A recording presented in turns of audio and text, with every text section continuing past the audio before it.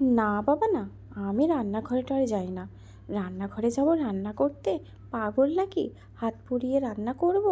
আমার দ্বারা ওসব হবে না। আমি টাকা কামাবো, আনন্দ করব, আর লোকের রান্না করা খাবার খাবো। কি, এরকম কথা প্রায় শোনা যায় তো এর ওর কাছে।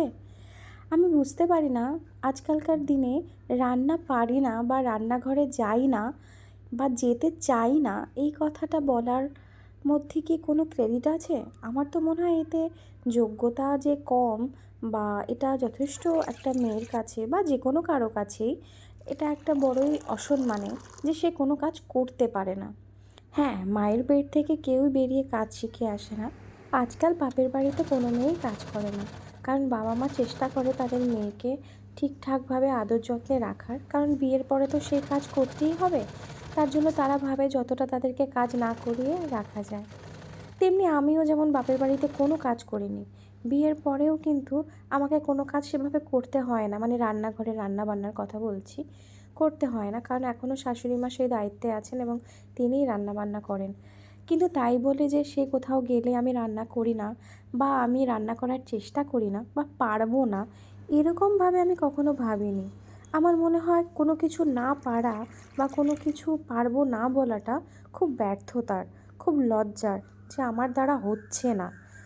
বিয়ের আগে আমি কোনো কাজই করতাম না। যারা আমাকে চেনে তারা জানে, কোনো সময় কোনো কাজেই আমাকে দেখা যেত না, পাওয়াও যেত না।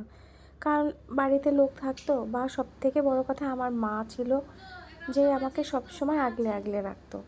বা এছাড়াও বাড়িতে আমার দাদা বলো, বাবা বলো, কেউ আমাকে কোনোদিন সেরকমভাবে কোনো কাজ করতে দেয়নি। কিন্তু তাই বলে বিয়ের পরে আমি কোনো কাজ করব না, সেরকম কখনো ভাবিনি। বা এই ছেলে হওয়ার পর থেকে ছেলের যাবতীয় দায়িত্ব আমি একাই সামলাই বলতে পারো। হ্যাঁ, সবাই চোখের দেখা দেখে রাখতো ছোটোবেলা। এখন যেমন স্কুল পড়া এসবেই ওর অনেকটা টাইম চলে যায়, বাকি সমস্ত টাইমটাই ওর খাওয়া দাওয়া সমস্ত কিছু আমি করি। বাড়িতেও রান্না হয়তো আমার প্রতিদিনকার মাছের ঝোল ভাত করা হয় না, আমি করি না, কারণ আমার শাশুড়ি মাই ওই দিকটা সামলান।